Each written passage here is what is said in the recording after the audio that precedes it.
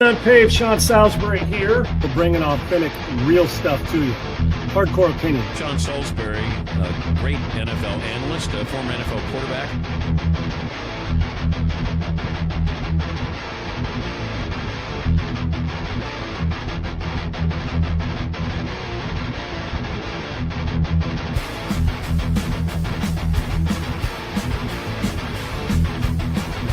To me, Tom Brady is the GOAT because he's done more with less than any player at that position we've ever had.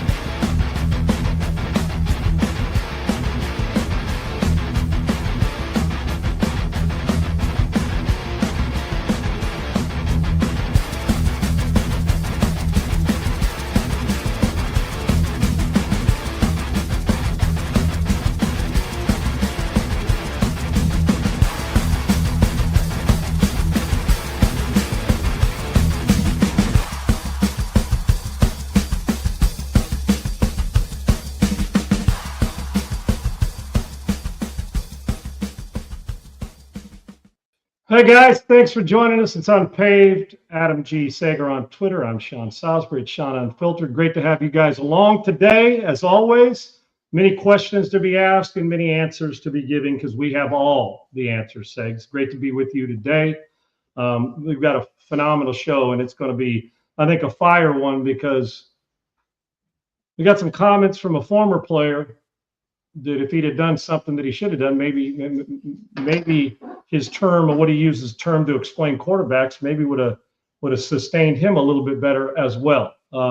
Needless to say, but I start here, and Segs will get us through setting it up. We appreciate it. It is 2026, headed to an epic year, and it's epic right here on this show.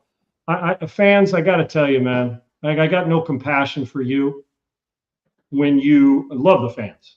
Got no compassion for you when you're sending the messages of hope your wife dies, kill yourself, commit suicide, death threats, all the stuff that we've heard a million times over. Yes, fanatic, right? I get it. But the simple fact that you, like a Tyler Luke missing a field goal that cost Baltimore a game, it's never one play that comes down to the end of the win or loss. It just never is. If they'd have done something earlier, maybe we wouldn't have been down to a field goal. If they would have got a stop on defense, all those things. I know when we see the final version that he missed it, he's the reason. Sure, that's what he gets paid to do. All those things are obvious. And you can have your disdain, but at what point in time are we going to be done? Let me tell you something that's going to be, whether it's a revelation to you or whether you believe it or not, I'm just sure shit telling you it's a fact. Players don't care about the end result. Is they care. You don't misunderstand me. They're not going to belabor it and allow it to ruin their life like you do. I'm talking about the player who missed the kick. Can you imagine if every player reacted like the fans did, how screwed they'd be the rest of their career? Now, a lot of guys never recover from a bad kick or a bad pitch or a bad, a home run given up or striking out with the bases loaded and a chance to win a game, or throwing an interception when you had a guy wide open. It may stick with you, what you do. And it's okay to let that damn shit fester if you're a player. You're supposed to. I can't stand on the other side players that after you've done something stupid, got your ass kicked, and on the flight home, you're celebrating and drinking and playing cards. You got to get over it, but it's okay to let it fester and suffer for a while. You're supposed to. That's how you get over in the reminder that this shit sucked.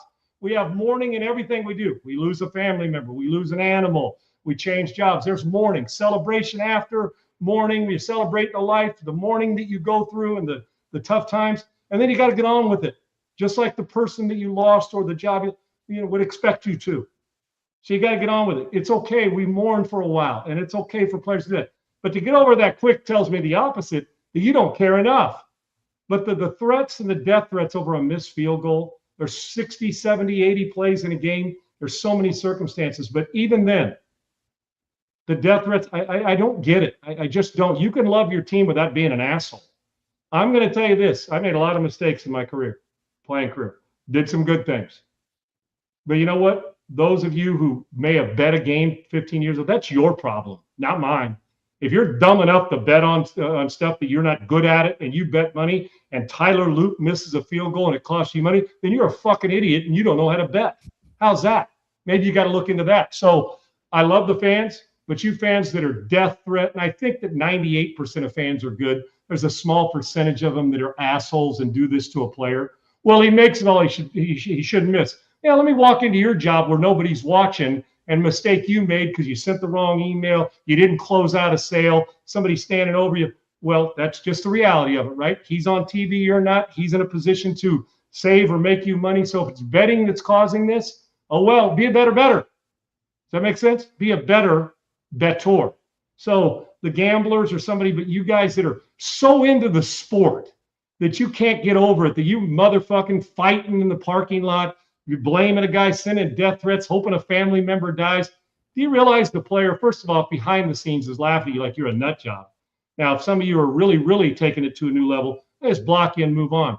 But you're going to let it fester longer than the player does. And that's a good thing for the player. Why? Because if we went about it the same way that some of you dumbasses go about it, you'd never get over it ever, and it'd never be any good to you.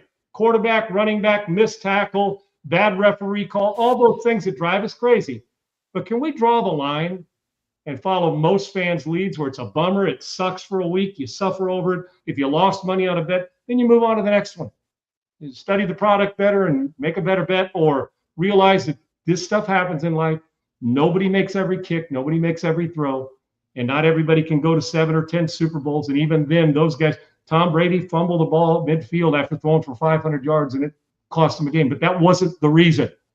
He threw for 5 bills and then fumbled on a great play by Philly, and they go on and win, and Foles plays well. So let's slow our roll on this. Now, you can do whatever you want, but you suffer more than the player does. Just so you know, all the shit you talk 6 months down the road, I still get guys, yeah, well, why weren't you? But some guy that's thumbing his nuts and sitting at home and playing around, and Pop Warner was his last ability to go do it, which is fine. I don't have a problem with that. Telling me, oh, yeah, you sucked, you did this. Yet, I just don't know where I can evaluate their tape.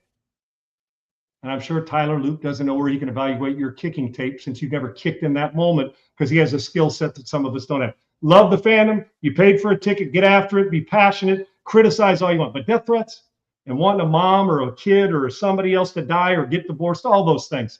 Are we really there? Are we really that big a troll? So we are, because it happens every year, constantly. But can we stop it? Because I'm just going to tell you the harsh reality. You will suffer for it a lot longer than the player does. Most players are on the plane on the way home, like I said, and you're just dealing with it. Now, the next day you wake up and you're miserable and empty, and it sucks, and it should fester, and Luke will go back to work, which is a good thing. But if he suffered and whined and complained and bitched and sent death threats the same way you do, then you can count on him to miss 15 more next year because he didn't get over it. We want players to get over it. Criticize and move on. Get out of the death threat business and the I hate you and want a family member to die business. Football, baseball, hoops, golf, it's not that serious. Even Tiger Woods missed a putt. Let it go and move on. That's what you ask of your players. Segs, welcome in. I've never understood it, and I never will, but I've told you this before, that while it festers, I may have taken it hard, but the player 2 weeks from now, Tyler Luke's going to go back to work, and at some point in time, he's going to have to use that to his advantage. Although it sucks in the short term, lack of gratification and the hurt that you're suffering for letting a team and fans down, and that's just the way it is when you're playing sports. You put your ass on the line every day to do it, and when you miss it, you get dogged, and when you make it, you're the king for a while until the next kick. But and it's okay to let it fester, but those are the growth parts where you got to get over it and move on, because it's not doing any good for 6 months down the road. You want to keep it there sitting on your shoulder, but at some point in time, you got to knock it off your shoulder and move on. So I just don't understand the long-term hate when a person makes a mistake at their job.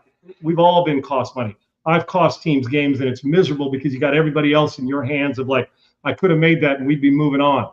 But there's a lot of extenuating circumstances that go into one play that was led up to by 15, 60 other plays. So, and I'm like I said, I don't know him from Adam. I just know this, that if you applied it to your own life, you'd see that it doesn't make any sense. And the players, while letting it fester, have to get over it eventually. So you're going to suffer longer, and death threats aren't doing any good. I've just never understood the nut job fan that thinks that matters that much. I just don't.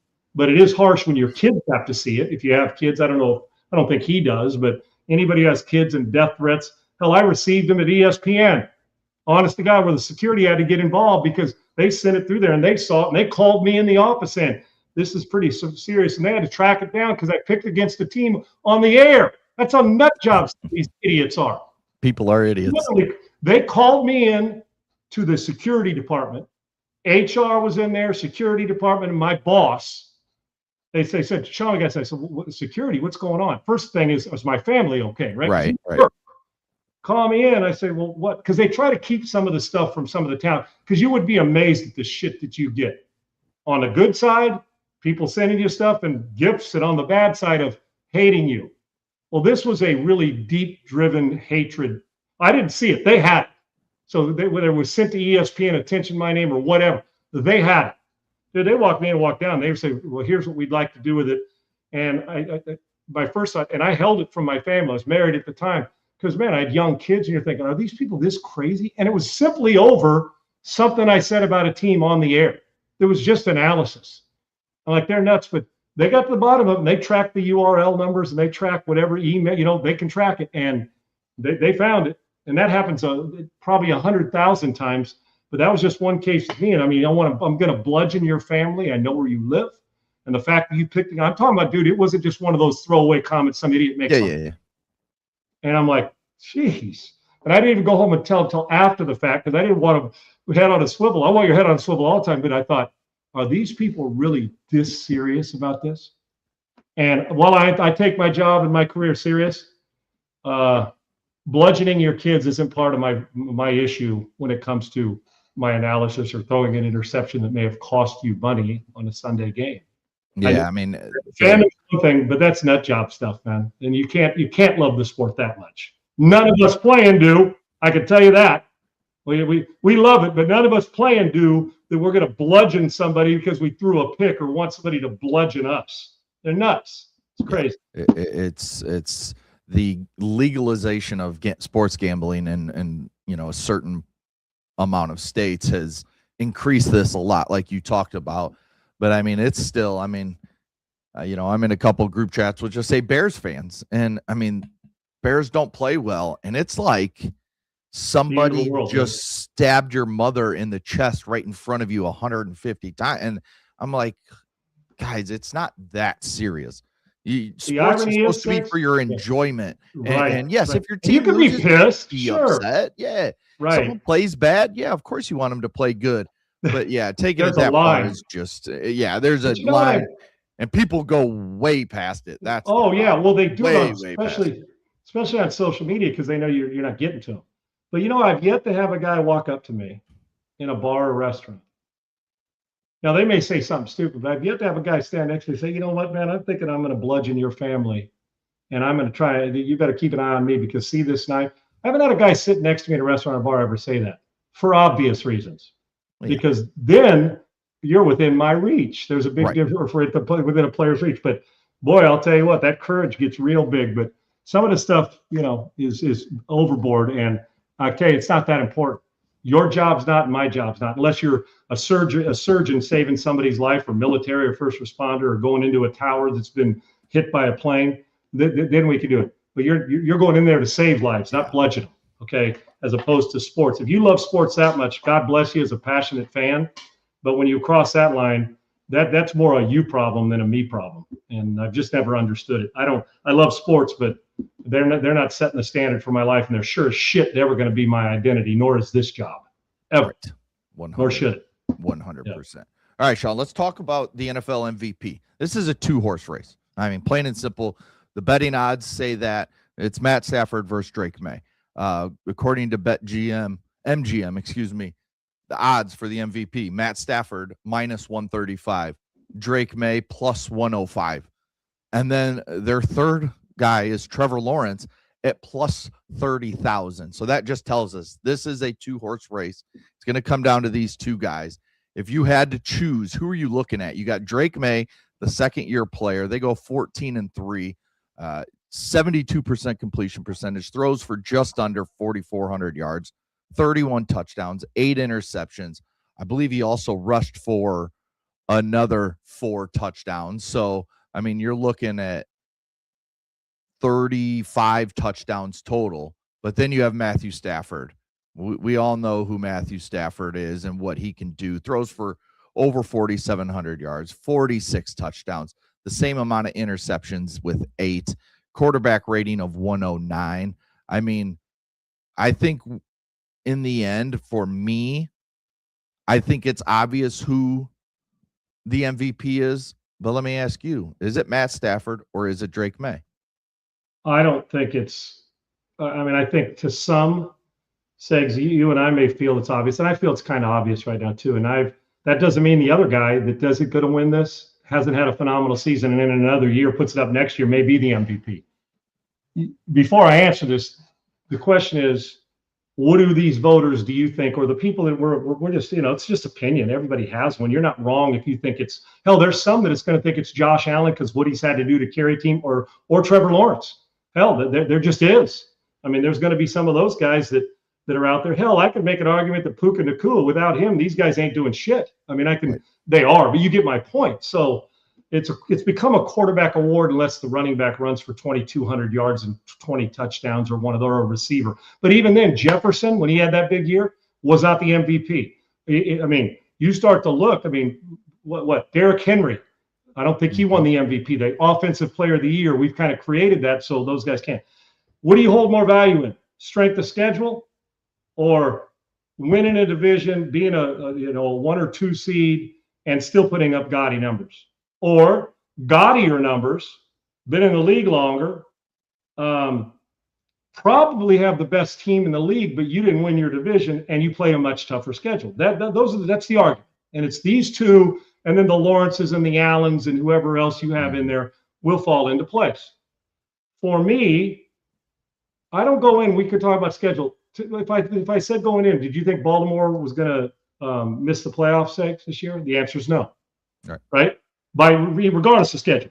Did you think the Texans were going to start 3-5, regardless of schedule? No. Or people played a strength of schedule or a weaker schedule? The bottom line, the record is what it is, and you play who you play, and you got to put numbers up either way. I get the argument for Drake Maye because I can make it. The numbers, leadership, hell of a team, first-year head coach in New England, a quarterback who's on the rise, accurate, tough.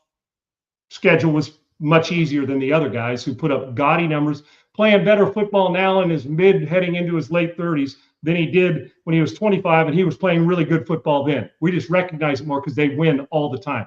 He's better now than he was 10 years ago, but we've seen that with guys like Brady, who, as he got older, hell, into his 40s. Warren Moon was playing great football at that age. It's Matthew Stafford. He's going to win the MVP. It's not going to be unanimous. Drake Maye's going to get some first place. So it's 50, just so you guys know, there's a million MVP awards. The 50 voters are going to vote for this award. That's the main MVP.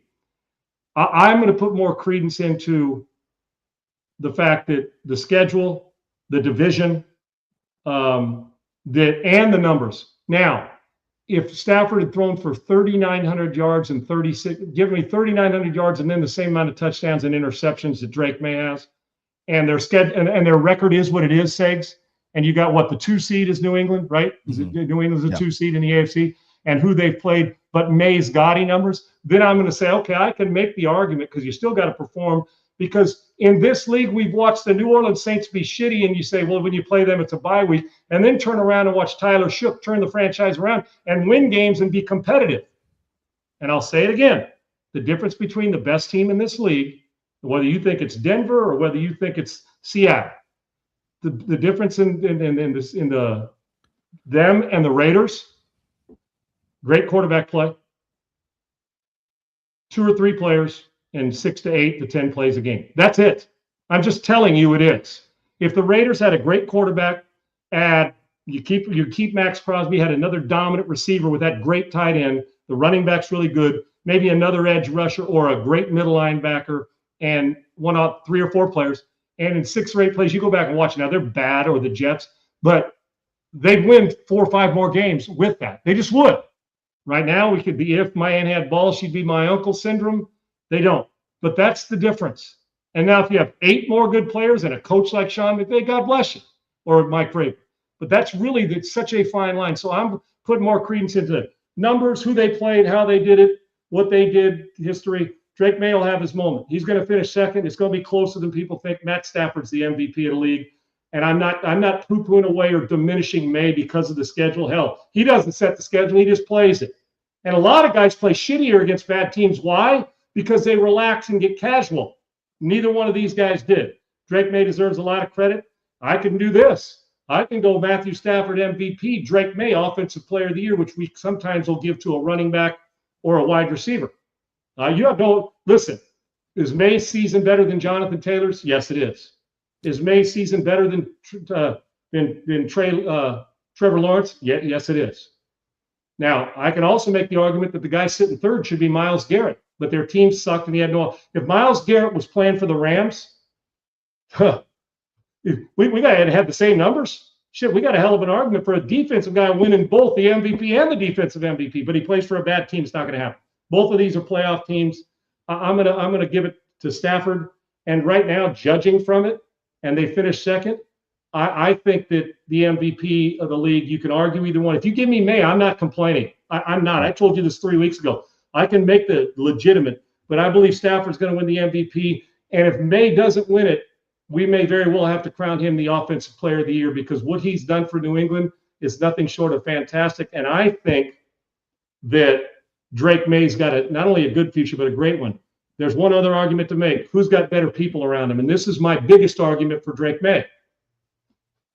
He's got less good personnel. When I talk about top-end personnel, with the Rams, you've got the best receiver in the league as far as possession and consistency every single week in Puka Nacua. They run it. They're well coached. They're a legitimate player. We went in thinking the Rams were a Super Bowl caliber team. We went in thinking New England's probably a year or two away with a new coach, even though he's been in the league, of winning their division. They not only won their division, they kicked people's ass along the way. I got zero problem with Drake Maye winning. I believe Stafford's going to win it. But if you're taking into consideration personnel around you, as far as name and the personnel, there's no doubt that Drake Maye's done more with less than Stafford has. Yeah, and to me, I feel like that's got to be part of the discussion when you talk about that. But then the same people that say like, oh, look at Maye's receiving core, look at Matthew Stafford's receiving core with the Rams, are also the ones that say, yeah, but the schedule, you can't change the schedule. Well, Matt Stafford, can't change it. It's not like he's going to just trade away Puka Nacua. So I think, yeah, if you're going to argue one, you got to argue the other. And I think the schedule to me is where you're playing in arguably the best division in football with the 49ers and the Seahawks in there. Seahawks being the 1 seed. 49ers were fighting for that division. So were the Rams. And it's just something that there's a lot of factors into this. I just think Matt Stafford in the end, you put up over 4,700 yards, 46 touchdowns. And yeah, you had the best receiver in football, but let's also remember Matt Stafford is one of the reasons Puka Nacua is the best receiver in football. Because it goes both ways. It's a two-way street, right? Yes. He is the one that, he's fitting that ball in that tight window to Puka that can make some tremendous catches. But there's a lot of quarterbacks that wouldn't make the throws that Matt Stafford makes. And I mean, I just think in the end, would I like to see Drake Maye win the MVP? Sure. This second year of quarterbacks, the second year quarterback group has shown out and been really, really good with Caleb, Bo Nix, Drake Maye. The other ones we can have a discussion about, but those three in particular are, top 2 seeds in their conferences right now. 3 of the 4 top 2 seeds are second year quarterbacks. So yeah, I'd like to see Drake Maye get that notoriety, but in the end, Matt Stafford's had the better year, and he deserves the MVP in my right. He did. He's got listen, and Isaiah makes a good point. If receivers are the only reason a guy's good, then like having stud receiver, I can go through it. Then he makes a good point. Then why isn't Jalen Hurts the MVP every year? He's got 2 really good ones and good tight end room. Listen, it all feeds each other. Good receivers with a bad quarterback don't get paid like they want to get paid. Great quarterbacks with guys who can't separate and get open end up becoming good, not great. So there's an argument for both. And anybody trying to say, people are out of their mind for thinking Drake Maye should be in this talk. Well, you're wrong because he should be. And your opinion's okay. the 50 voters, and we may not even agree with the 50 voters when it comes out, it may be either closer or a bigger distance. I believe they're going to vote it for Matt Stafford. And it's more, I saw a comment up there, it's more than a lifetime achievement award. And I get that we do that to people. Matt Stafford's thrown for almost 5,000 yards and 40 plus touchdowns on a team that many of us feel, I know they lost a couple close games, is as good as there is in this league. And I think I still don't think we give enough credit to New England for how good they are, even though the schedule says, well, they play better, they play outdoors more. It's colder weather, which isn't. Stafford plays in the greatest place in the world when it comes to great weather, and if you can dome it up, all those things. So there is something to be said for that. And we watched a guy in Josh Allen take his game to another level in an outdoor facility and manning up and doing his thing. Drake May's done a lot of that for New England this year, like not with his legs as much, but underrated legs, and he can do it. So there's an argument for both. Numbers similar. Stafford's team, and I don't know if they meet in the Super Bowl, it'll be a fun argument. Say, well, let's decide it here. Yeah, I think there's a lot of factors that go into it. It's just with the 50 voters, where do they weigh heavily? But this isn't fencing. I'm just telling you. I think it's close enough that that if Drake May wins it and people are going haywire crazy, I can sit here in any debate with any of the guys on TV and tell you why Drake May won it. Yeah. And legitimate. And if he doesn't win it, I can tell you that it's not going to be, we like Matt Stafford more than Drake May. It's going to simply be, look at the numbers. They bear it out. Puka Nacua and everybody else is better because of Matt Stafford. And then that'd be like saying, if we just say it's the quarterback of the receivers, that's like saying the only reason Brady was any good is because Bill Belichick was his coach, which is horseshit, or vice versa. It kind of works together. So I think it's Stafford, Drake May, and then there's 2 or 3 guys. And if Drake May does not win the MVP, he should be, even though Nakua's had a great year, even though there's been some guys that have had running backs that have great Cook and Jonathan Taylor, McCaffrey. The truth of the matter is the offensive player, the MVP and the offensive player of the year are in this picture on this screen right now. That's who it should be. 1, 2, either way. Pick them how you like it. Well, a former NFL quarterback, a former MVP, talked about one of the quarterbacks in that graphic that we just had up, and that's Drake May. He called him a game manager. That's Cam Newton, who's been out, and he's been talking a lot on his podcast. And when he gets on ESPN or wherever the hell he gets on, I don't know if it's Fox Sports, whatever it is. But let's show the video. Doesn't he go on ESPN? I think it's ESPN. Yeah. Let's show the video of what exactly Cam Newton had to say about some of the quarterbacks we're going to see in this NFL playoffs. Game manager. Josh Allen. Game changer. Drake May. Game manager. Trevor Lawrence. Manager. Aaron Rodgers. Game manager. CJ Stroud. Game manager. Justin Herbert. Game manager. Matthew Stafford. Game changer for sure. Sam Darnold. Game manager. Caleb Williams. Manager. Jalen Hurts. Game manager. Bryce Young. Game manager. Jordan Love. Game manager. Brock Purdy. It's going to hurt a lot of people's feelings, but game manager. First of all, that's a tough listen. Just him screaming at us like, holy shit. It's a segment I don't care to watch. Okay, let me explain to you something, which Cam Newton doesn't quite understand in this. Now, I will preface this, and not needed. The guy is one of the most freaky players we've ever had at the position, no doubt. Yeah. Game changer. But you know why he didn't win a Super Bowl? Because he wasn't a good enough game manager. That's why. Let me say that again up close and personal. For a guy, number one, I have great respect for. Now, the TV stuff, he's doing what all the TV new dudes get on TV. You're creating banter with stuff that I'm not even sure all the time he believes, even though he's extremely smart. He knows football, he's opinionated, and he knows entertainment, and he's damn good at it on TV. Now you can argue the segment, the yell, but he does get people to say, do what we're doing. We react, and he gets that. And it's a good thing. And he was a hell of a talent, MVP in the league.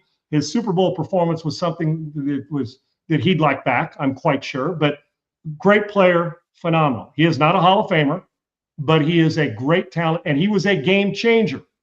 But the reason Cam Newton, one of the reasons, there's more than one, it's not just on the quarterback, and I say this with great respect, wish I was as good as him. He would have won a Super Bowl if he was a better game manager. I talk to coordinators all the time, and one who is huge difference maker in sports as a coach. And I said, what do you say when somebody says quarterback's a game manager? And he said, it's the highest compliment I could pay my quarterback. The greatest game manager in the hit. Now, you can be both. You can manage and be that game changer like Mahomes that can fall off schedule and make a throw. And there's that it factor. See, game changer and it factor, Josh Allen has it.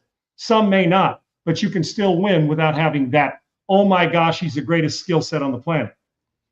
He said, it's the greatest compliment I can pay a quarterback.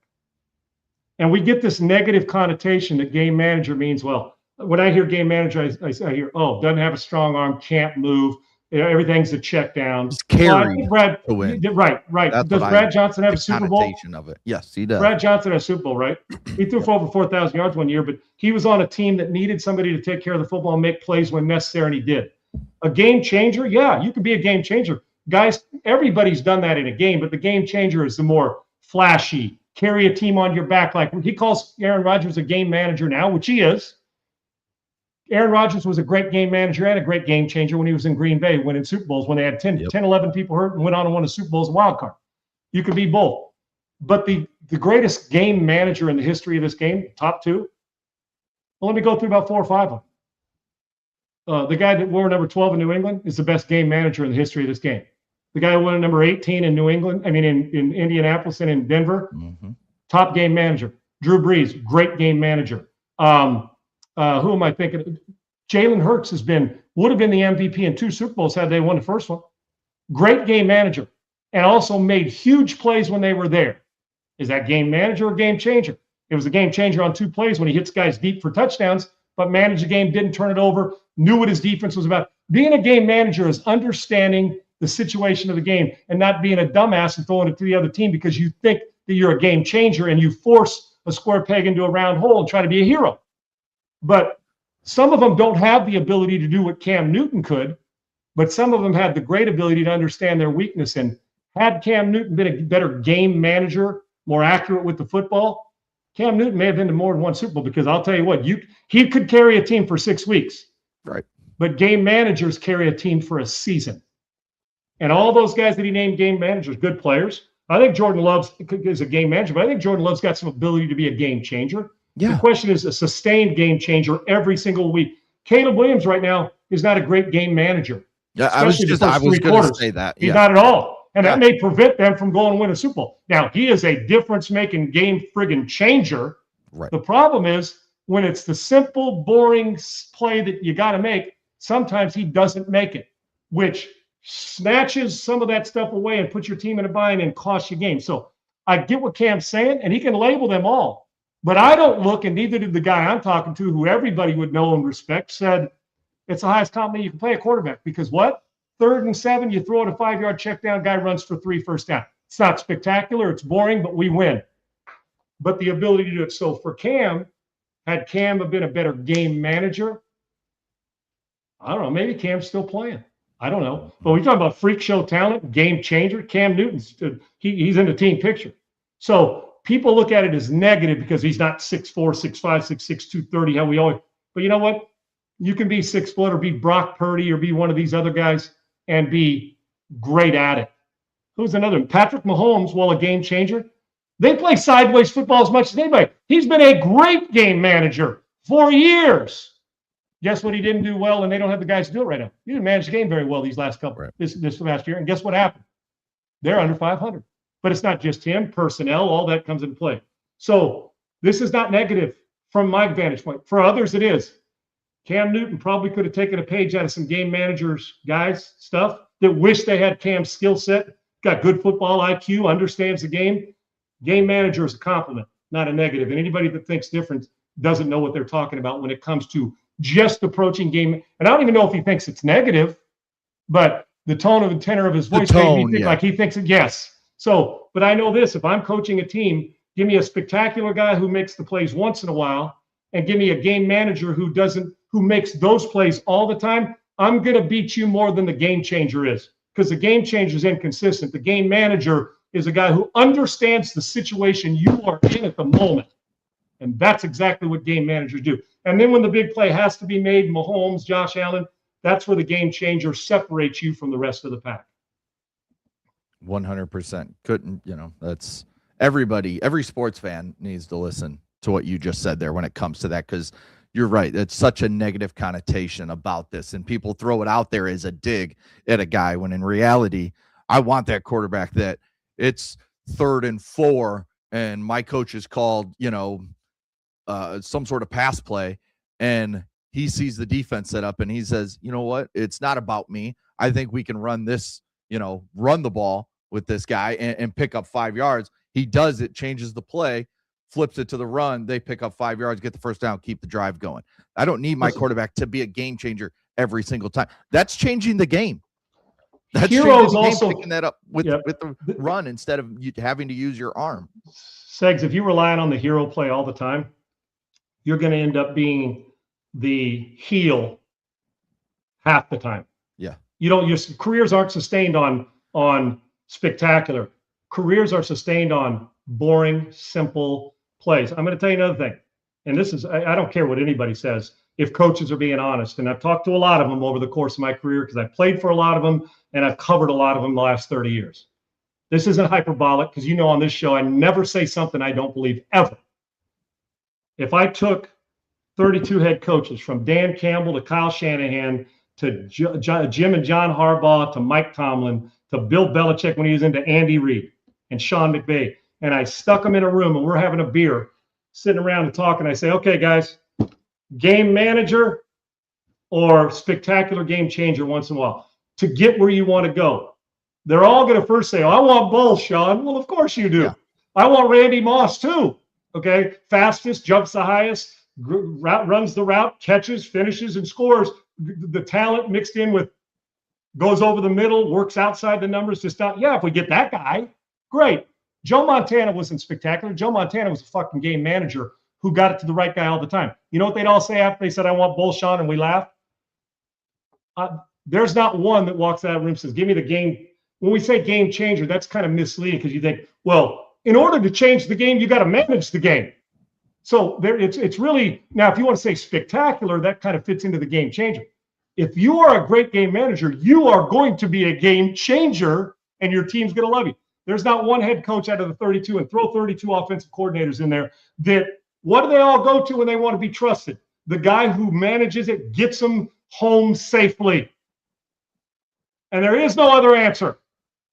There's a lot of spectacular players that were game changers but couldn't manage a game. Their asses, still in age where they could be playing, are sitting on the sidelines watching like you and I are because they don't know how to manage it, whether it's football, seeing the coverage, all that. And there's guys that probably are far less talented that are still in the league and get paid. Why? Because they know how to manage a game. Period. Simple. The Houston Texans are in the playoffs right now because Davis Mills for 3 games as a backup. You're like, now, if they lose those games, 2 of them, Segs, they're not in. They win 3. And you know what Davis Mills did those 3 games? Made some necessary throws, managed it properly, and what? Saved them 3 games, helped them with that great defense, manage it, understand the situation, turn it back over to C.J. Stroud. Now they're a Super Bowl threat. Without him managing the game, they lose 2 of those 3. The one they were down 30 or whatever it was, 23, come back and manage it. Just keep getting me first downs. And then the other game changer doesn't get the damn ball in his hand because I kept it for 9 fucking minutes. Yep. This is not even a debate. Game manager, always. I can't say always in sports, always or never. Game manager is going to beat you more than the spectacular one is. 100%. All right, let's move on to something else we've been talking a lot about. A couple topics we've been talking a lot about. The transfer portal in college football. It's got like over 4,000 kids in it. It's insane right now. And your USC Trojans, who football, basketball, whatever, nothing's been good recently for you to talk about and say, my university's doing something. Houston Longstreet, the 5-star kid from last year that committed, went there, played behind Jaden Mayava, is now considering the transfer portal because Jaden Mayava re-signed, quote unquote, with the USC Trojans. Re-signed, it's like free agency baseball. You mean he's still going to stay on scholarship and is staying at USC? Unbelievable. We got to call it re-signed because it's pro sports now. And he's coming off a really good year at USC where, he made a lot of big time throws, a guy that could use a little more game manager in him and to be able to lead that like not offense of premeditating Lincoln Riley. decisions in a bowl game. That's Yes. exactly. But he's a Yes. gifted kid and a good player. But losing Longstreet in this type of situation is the new norm in college football. Auburn gets a new coach, Aaron Nolan, the 5-star also quarterback from last year. He's doesn't think he's going to get to play because they're bringing Byron Brown in, and they're going to pay Byron Brown to come to Auburn to play. So Aaron Nolan leaves to go somewhere where he thinks he can start right away. And that's all it is for these kids. They want to get paid and they want to start, especially at the quarterback position. Well, Longstreet is. And you put it in the right place, Six. They want to get paid first before they start. 100%. That's the problem. Yeah. And Longstreet probably wants to get paid. He wants to go somewhere where they'll pay him $1 to $2, maybe $3 million, and they'll give him a shot at starting as a true sophomore because he's hopeful that two seasons of starting, he's still young. He's 21 or whatever it would be. Now he's applying for the NFL draft. Now he's going to go in and be a first or second round pick, get that contract started so he can get the massive contract next. So disappointing, obviously, to lose Longstreet, but I think everybody's got to understand this is the new college football. This is where recruiting, USC, perfect example, has the #1 recruiting class this year.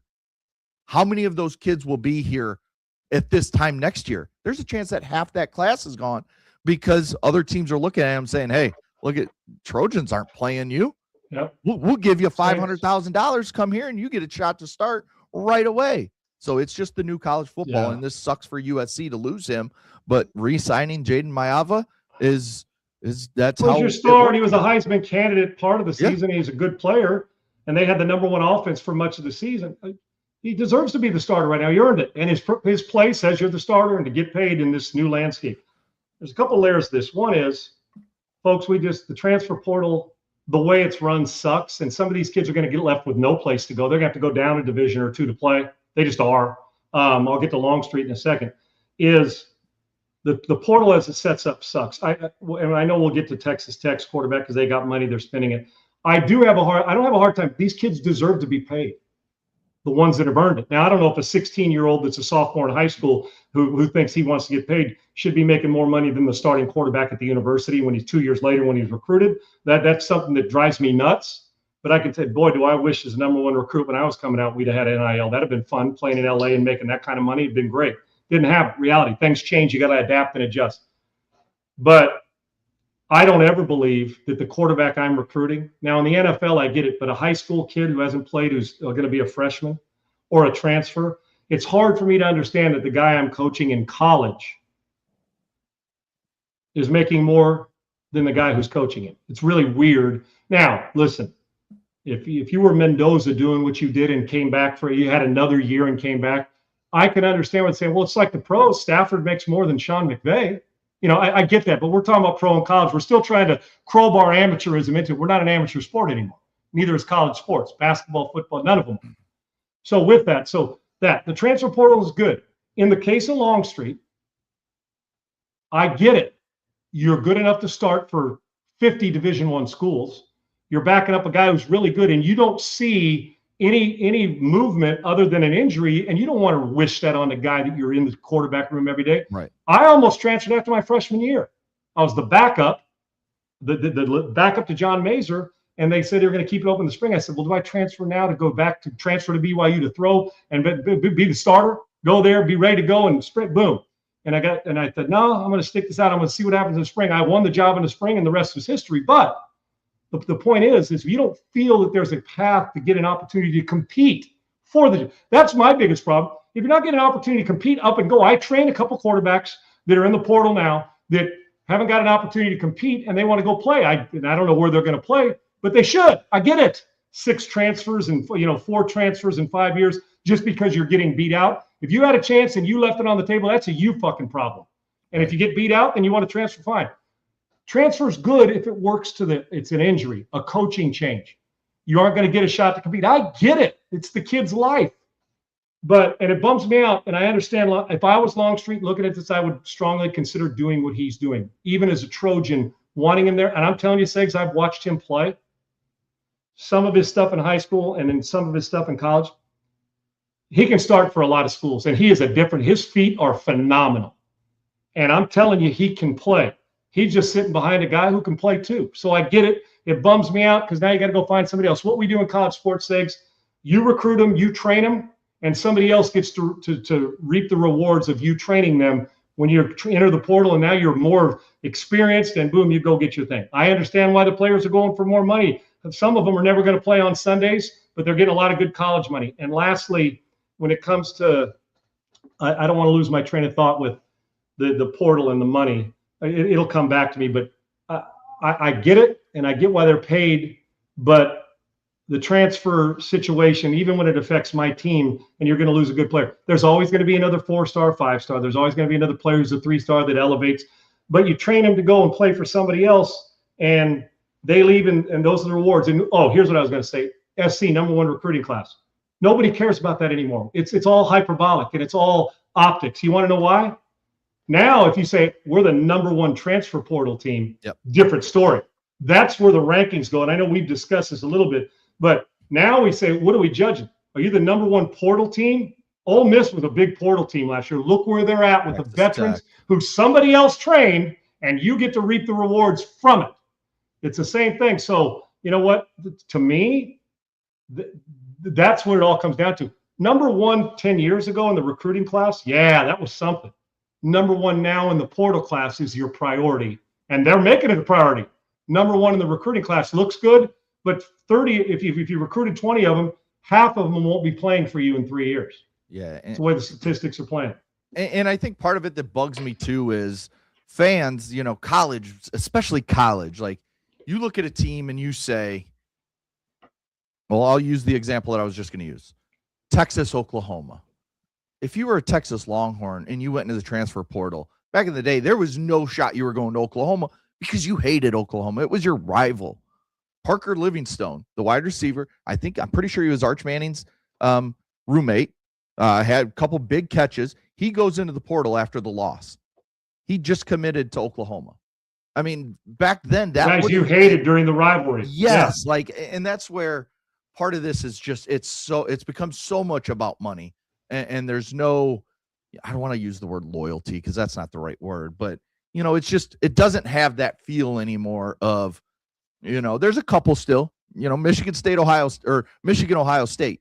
That's still a rivalry where there's a lot of hate. And between the fans, there's hate of Texas, Oklahoma, or Auburn, Alabama, or whatever it is. But the players used to have that. When you played at Michigan, you hated Ohio State and vice versa. Now it's not like that, and we see it too much. It's blasphemous, Segs. You're exactly right. I was thinking about me coming out of school and when I was at SC.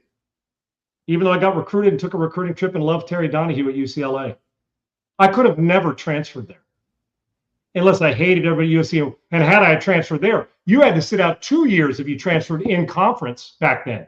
So you would have sat out 2 years and become a student and forgot how to damn well play football. And they transfer outside, it was 1 year. But it would have been just blasphemous because I know what we went through in the hatred for for their school, and it's a loving hatred, but it's a hatred they're in. Texas, Oklahoma, it feels blasphemous, but if the money's big, you're like, oh, I can overcome that now. I'm good. I'll find a way to love Oklahoma, even though I went to Texas and the Red River shootout and all that stuff. Segs, here's another thing about this transfer portal that I would encourage kids to jump into it. I'm not even just referring to Longstreet. I'm referring to any player, let alone quarterback. Are you willing? You tell me you want to play. You're a backup, but you got game. How many quarterback jobs do you think are available in the Power 4 schools? Not many. They'll transfer, but there's not a lot, Segs. You know what I'm saying? They may transfer, you get a chance to compete. But are you willing? You tell me you want to play. Are you willing? Is your ego enough to be willing to leave a Power 4 school where you're not starting, and you tell me it's all about competition, I want to play. And as a backup, you're probably not getting $5 million of NIL. You may get some money. But what's more important, the money and sit at a Power 5 or Power 4 now, you go to another Power 4 school and they get a guy in the portal, or they get another guy that's a sophomore that was a 5-star recruit that beats you out. Are you willing to accept that? You may not get the run that you think that your evaluation tells you that you were over-evaluated, and without practicing or playing in games, should I say, that you're not as valuable to me because you're not experienced. They want experience. Are you willing to go to South Dakota State? from Georgia? Or are you willing to go to Memphis from Alabama, a mid-major? Are you willing to go play some with San Diego State instead of BYU because, well, I was a 5-star and they recruited me 2 years ago, but I don't have experience. Are you willing to go be the starter at a lesser division in your mind, or a division down, or an FCS school? Or is it about the ego? Oh, I'm going to transfer there. They gave me $100,000, even though I'm not going to play. So don't pee in my face and tell me it's raining. I want to go somewhere I can play. What if that's Division II, but you throw for 5,000 yards? The NFL will find you. Yes. But you know who won't find you anymore unless you're doing it right? Colleges. You're a 3-star, 4-star guy that 15 years ago, you'd have been playing at 15 different schools. Now, somebody says, yeah, we want to offer you. Is it a real offer? Is it a legitimate offer? And when you transfer, do they hold you in the same regard? The 3-star sometimes gets left out and has to go play NAIA or Division III. Are you willing in the transfer portal to go, even if it's not big NIL money, and go a division down to get your starting position and have an opportunity to show people what you can do? Or are you still living off your sophomore year at modern day high school? You tell me. Yeah. Longstreet can play, though. I'm referring to him. I'd stand in line for him. The kid can play. And if I'm him, I understand the competition of why you'd leave, but where are you willing to go to be the guy? Yeah, someone is going to get a really good quarterback if No he does doubt. indeed hit the portal. All right, real fast, last one here. Phillip Rivers is being talked about as getting some head coaching discussion in the NFL. Now, we know he was a coach in Alabama before coming back and playing the final 4 games or whatever it was for the Colts this season. Is this just crazy talk to you? Do you feel like, I mean, we saw Jeff Saturday jump in, guys that don't have a lot of coaching experience. They didn't work their way up like a Vrabel or, a lot of these guys, D'Amico Ryans, a lot of these guys that are coaching right now that were former players. Do you like this, that Phillip Rivers may get an interview or 2 or 3 or maybe even 4 of these teams? Well, should Matt Ryan get a run at general manager for the Falcons, or head of the president of football ops at Atlanta? I'm right there with you. Okay, so what's the difference? One, president of football ops, you're making all the decisions. You're telling the coach what we need to do. Here's how I feel about this. One, we get sucked in, whether it's Jeff Saturday. The NBA does it all the time. Steve Nash, Jason Kidd, they go, even if they're a bench coach, some aren't even. They go right from playing, and 2 years later, they were sitting at boom, broadcaster, now he's the head coach. I get it. Some are successful, some aren't. We can't lump everybody into because Jeff Saturday didn't, and maybe the second time around, if Saturday goes in as an assistant offensive line coach, 3 years from now, he's the head coach. He's got that football IQ, as we heard when playing with Manning as well. He was like a coach on the field. In Phillip Rivers' case, Sags, when he was playing, somebody asked me about him years ago. I said, that dude's got coach written all over him. I didn't say what level coach written while he was playing. Mm-hmm. So we can't say because one guy failed that we can't give another guy a chance. Here's the way I look at it. Let me interview him and look him into his eyes. Does he have enough football IQ? Yes. Does he understand football? Yes. Is he a great leader? Of course he was as a player. But normally the grind is how you gain experience, and that's what our first thought has got to go to the grind. The only reason I'm saying this about Phillip Rivers, I think he's built a little different.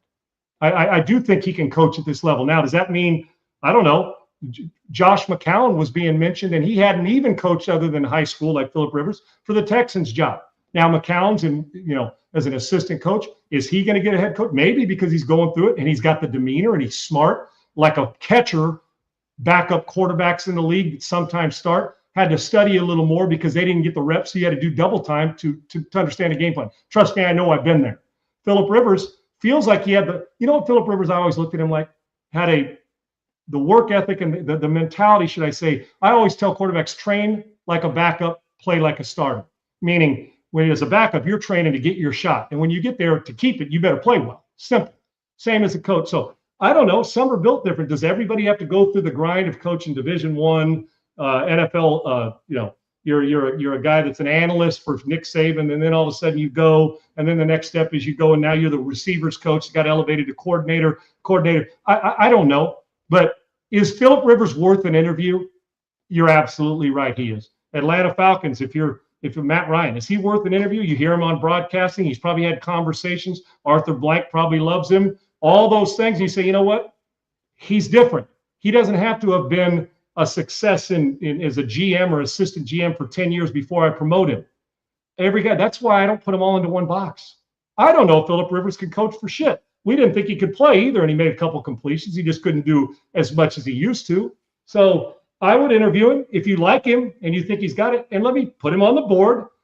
Show me your plan. What are you going to do for our team? Let's say he's the coach in Arizona. What are you going to do? Not as an offensive coach. That's the key here. Can you coach a team, not offense? And that's the difference in a head coach. You've got to be able to you manage tasks and you lead people. There's one thing I know about Philip Rivers. He knows how to lead people. People rally around him. The whole key, that's the small shit, the minutia, the stuff that we overlook that we want to cut corners on, managing those small tasks that a head coach has to do that are the difference making. The guy who cuts corners on the small tasks will get fired. Great bad leaders, when we expose them as a leader and they go out and they're just not good leaders, they'll get fired. Leadership I don't know if it's learned or in your DNA or both, but Philip Rivers has it. Can he handle the minutia, the small tasks that go with somebody not living up to their expectations or him, expecting more from his quarterback? Interview him and find out. And the only way we ever know if John Gruden was going to be a good coach is Sean McVay, even though they went through the process of being an assistant, different. But I don't know. Could Sean McVay have been doing this at 26? Maybe. Yeah. But he went through a different process. It's worth interviewing Matt Ryan. It's worth interviewing Philip Rivers. It'd be worth interviewing Patrick Mahomes because he's seen it all. If he was out of football and wanted to be a coach, is it usually the normal way? Yeah, but millionaires, entrepreneurs didn't do it. They didn't go through any training. They got started and got moving forward, got kicked in the teeth. So I don't know. You want to take the risk? Is it a risky proposition to be a head coach? Sure it is. But is it a risky proposition if I was a head coach and I hired Philip Rivers from his Alabama high school to coach my offense? I don't think it's that risky. He knows more football than 80% of the guys that are going to coach him. He's been in the battle. I don't know. I don't know if it warrants a coaching job, but what's the problem with interviewing him or anybody else? So there's the risk you take, Segs, and there's a risk in all of it. You said something that kind of reminded me of something that kind of pissed me off yesterday. Kind of, if I was a Falcons fan, would be pissed off. So we've heard about the rumblings of Matt Ryan becoming president of football ops. Well, I think it was Tom Pelissero comes out on NFL Network and says, oh, by the way, Matt Ryan's hoping to still do his job at CBS. If I'm a Falcons fan, no. What the fuck you mean? You're not going to go do that job. Like, this is a job that needs 100% of your attention. And the fact that you want to keep doing CBS, then kick rocks. I don't care that you were a Falcons quarterback that went to the Super Bowl, that, is maybe the best quarterback in our history of our team. No, you want to keep doing that? Well, then see ya. You're not going to be president of football ops. Yeah, Segs, you're so right. Let me tell you something. Even my buddy, Doug Gottlieb, gave up the broad. He thought he could do both. Hell, you do both because you want to double dip on the money. Mm-hmm. And I don't care if it's Green Bay, Wisconsin, Green Bay, or if it's Michigan. It doesn't matter how people perceive. Listen, I would give as much effort to coaching an NAIA school as I would coaching Alabama. Now, the pub's a little different. The money's going to be different. The eyes on you are going to be different. But why would I give half an effort to coach when I'm trying to move up or trying to win? I give the same amount of effort and preparation and detail as if I was coaching a national championship team in Division I or an NFL team than I would if I was coaching a high school team. You don't give any more effort than that or attention. And I thought it was going to be a tough task for Doug to do both. It's easier money to do broadcasting. It is. Yeah. It's easier. You prepare, you read, you see other people's stuff, and you get to comment on what they did. Now everybody gets to comment on what you did. And Doug, right, smartly realized, in order to immerse myself in everything I want to do for Wisconsin, Green Bay, I got to do this full time. It's hard. And if Matt Ryan said that or what have you, let me tell you something. I immediately am off him then. Yep. And I would think that Matt Ryan knows better. You can't on Sunday be doing that. First off, where everybody's bitching about Tom Brady broadcasting and being an owner, you're not going to bitch about what favoritism you'd be playing if you're sitting on the set. Not only that, you can't be traveling. You got to be traveling to your own team's game. You got to evaluate every day. You got to be going to college games, pro personnel, college personnel. You got to do it all. That would tell me you're only half in, and you're doing it for the wrong reasons. If you're not immersing yourself totally into that job or any job, regardless of the level of it, then you're a fraud. I don't think Matt Ryan's a fraud. And if I was CBS, I wouldn't want it. Now, you want the insight, man, is a pro person, but are you getting the real stuff that you get? And if I'm the Atlanta Falcons, the second you mention, can I do both? That's the second I say the interview's over. I'm going to get a guy who's one-sided, and that's for the Atlanta fucking Falcons. And if you're not, then I don't want you, whether you're Matt Ryan or Joe Sixpack or Harry Hatchet-ass. Sorry. Hell, the good Lord himself, I love you, walks in the room, and he's as ubiquitous as he is now, and everybody, be hard for. Now, I might hire him. He would even be if he's able to. answering somebody else's prayers. But very few humans can be a doctor and a lawyer at the same time. Right. Unless you want the guy to operate on the wrong knee and then and try your wrong case. Pick one. And both are important jobs, but I got news for you. It's a lot easier to go on the Sunday set, even though all that preparation, than it is to do 7 days a week full-time job as the president of football ops at the Atlanta Falcons. That's a big job. It requires all your time outside of family. Sorry, you can't do both. And if you do, you can expect the Atlanta Falcons to still be mid, as the kids say. Yes, I know you're up on the hip lingo. I'm big in the community with that. Yeah, big in the community. Just don't be mid, Segs. You feel me? Yeah. Okay. Sure. All right. In the show, as we always do, bet of the day. You gotta bring up my. How many days are you gonna bring my? I'm losing track. Here's how the week's gone. You asshole. Listen, here's how the week's gone. You prick. Hey. You told me we were gonna get beat. You were joking, but you told me we were gonna get beat, even though you wanted them to win. We were gonna get beat by TCU, and we did. And I was in the building, and it sucked. Then you told me your Michigan team was going to kick my team's ass in basketball, and they did. But you didn't think it would be by 70 or 30 it was, and they got their ass kicked. Then I told you yesterday that, man, if you got any pride at all, and Musselman's a good coach, you get your ass kicked, you come back and play the next team a little better, right? Well, Michigan State beats them into the ground, and now you're telling me Longstreet's going to transfer. What else do you want to talk about my Trojans, dude? And that Lincoln Riley's under fire. Who are we going to hire as our defensive coordinator? So what else you got for me? If we bet the game so we can lose? We'll be back tomorrow when Lincoln Riley hires some soft ass defensive coordinator. Matt Eberflus, thanks, dude. Hey, I know that fucking pain of Matt Eberflus. Gosh, if he's the DC at USC, Sean, just quit. Become a fan of another team because. Well, I talked it into reality. If this happens, I quit. Okay, I'm done.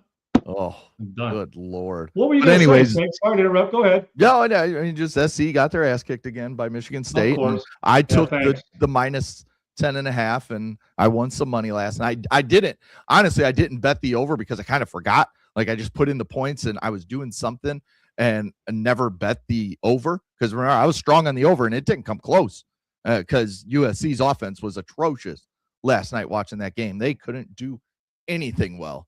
And that's a team that. And here I thought it was going to be 160, 170 points in the game, but USC couldn't knock down anything, and they got curb stomped. Yeah, Musselman needs to start beating some good teams. He beats up on some crappy teams, gets a lot of wins, but he's not beating anybody good consistently. And, I mean, it's going to come to a point there where SC can get the players.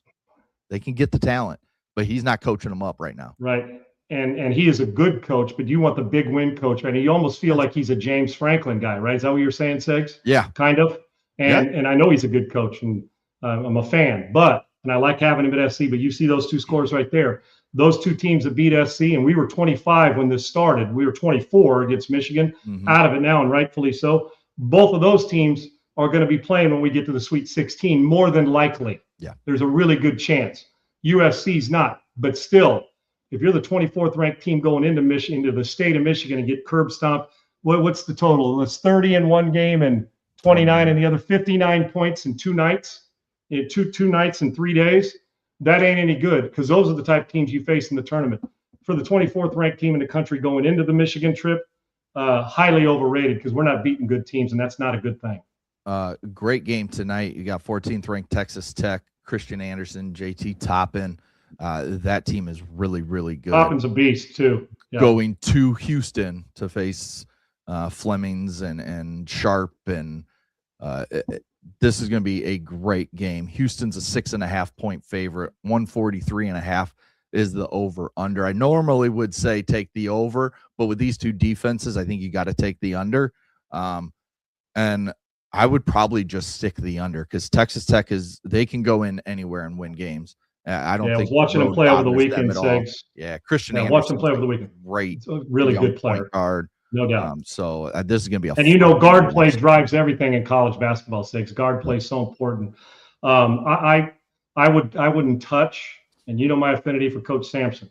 I would not touch the points in this. The point I'm talking about the spread, but I'm taking the under because they will. Both teams are going to do it. And Kelvin Sampson's as good as anybody in the country at making sure his players contest everything. They will contest and make it. If you watch the Kentucky game over the weekend, you watched. Every shot. Who did Kentucky play on Saturday? Segs. Was it? I'm trying to remember Alabama? who they were playing. Was it Bama? Maybe it was Bama. But every shot felt like it was contested. I think it was. Wasn't it Bama? It was, right, Segs? Yeah, it was right. So I mean, every single shot. I think, but you watch, and that's Houston lives by that theme. Yeah, Texas Tech will get out. There you go. So you can't give certain teams open looks, and that's a strength of Houston. They'll get a lot of shots. This is the game in the 60s in my mind, Segs. Maybe somebody gets to 70. I would bet the under, and will bet the under. I wouldn't touch the spread. Yeah, it would be fun. We're starting to get into that where we're in conference play now for college basketball, so you're going to get a lot of good matchups here as we come through. Jared, kiss my ass, and I mean that affectionately. He said, so USC is still a beach volleyball school, respectfully. Yeah. We'll kick your ass at beach volleyball. I heard they're not one part of that. Transferring. Yeah, well, probably. Well, it wouldn't shock me. Because he was, well, I'd say outside hitter, but that's indoor volleyball, not beach volleyball. So, yeah, just what we need is our identity to be our beach volleyball team. It's okay. We live out there, but and they're really good at it, but I think we need to change. Jared, screw you, but you're right. Are you guys a men's or a women's dominant beach volleyball school? We'll dominate both of those. Okay. We'll dominate both of those, but if that's our identity, we got a lot of work to do right now. Yeah. I assure you. I don't think we're paying out a ton of NIL money to beach volleyball. Hey, it's you never know. Could be paying, but it's scholarship. There's a lot of scholarships out there for Sags. We're giving scholarships away at my gig. Fishing? We talk about fishing scholarships, but I'm getting a lot of soccer because I love soccer and evaluate these kids. But you'd be amazed at how many sports, flag football, women's flag football.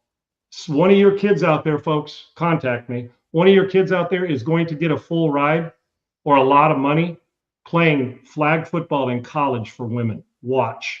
Yep, it's happening. They're already giving scholarships away. It is happening now. All the stuff we laughed about flag football, really, somebody's going to be sitting here just like gamers. We used to laugh at them, and they're making millions, and they're getting scholarships, and that's what they're going to school for. The very stuff that used to drive you crazy. Get off that game. Now play the game as often as you can and program them and be a billionaire. So, flag football scholarships for you gals out there, and it'll happen for guys too. It is starting to run rampant. It's made wrestling for women. There are and women versus women. I emphasize that. Women playing against women is where I'm talking about, but scholarships everywhere. So yeah, beach volleyball is your gig. Hell, I could probably find you a place to play. SC. We're good at it. There you go. Just ask Jared. Screw you, Jared. Yeah. All right. There you go. Maybe you could be like a Quidditch school or something. I don't even know what that is. Really? From Harry Potter or something. It's Harry Potter Quidditch. But I've heard of it. Quidditch. Yeah. I think they play with brooms or something. That's USC's next national championship. Brooms. We just got swept in Michigan. That's the only broom that's working any favors for us, and it was no favor. It was an ass. Matter of fact, they broke the broomstick on our ass, spanking us as bad as they did in those two games with Michigan and Michigan State. I don't want to get too far and keep going, but this whole belt to ass thing where everybody's taking off belts and Michael Irvin's hitting coolers and stuff. All right, it's enough. No, we don't need more of this. Like a simple hand will do. Yeah, depending on if you're doing it affectionately or if you're doing it. That's a whole different thing. That's right. In the presence of your own bedroom or hotel room. What you do behind closed doors with that is have at it. Yeah, Mike, I can't wait till we give wiffle ball scholarships available. If there is, I'll evaluate them. I'm good. Oh, I could have dominated in wiffle ball. Now my arm would fall off after 2 throws. But now you can just throw the knuckler. You don't even need rubber arm stakes. You don't need to throw cheese. You don't need to throw off the case high cheese. Just throw that up there and wiffle it in, man. Yeah. A lot of movement. I bet you Maddox is a great wiffle ball player. Oh, yeah. I bet he is. Oh, for sure. 100%. All right. that'll do it for today. Please like and subscribe to the YouTube channel at Unpaved Sean Salisbury. You can follow him at Sean Unfiltered, me at Adam G. Sager. Thanks to Triple E, Laura Bailey, as always, making our show look and sound great. Thanks to all of our viewers and listeners. We'll be back tomorrow, 1 p.m. Eastern. We'll talk about Cliff Kingsbury not returning to be Jaden Daniels' offensive coordinator next year. They also fired That Joe. deserved more time. That's the only reason we didn't talk about it today. That's Yes, exactly right. We'll, get that going early on in the show tomorrow. We'll just talk about coaching changes and where we think guys are lining up. We're starting to hear some whispers already. We've got a lot of coaches being requested to interview by all these teams with openings, and the transfer portal is just beginning. So I'm sure we'll have more stories about that. We'll be back tomorrow, 1 p.m. Eastern, noon Central. We'll talk to you guys later. Peace. Unpaved, Sean Salisbury here. We're bringing authentic, real stuff to you. Hardcore opinion. Sean Salisbury, a great NFL analyst, a former NFL quarterback.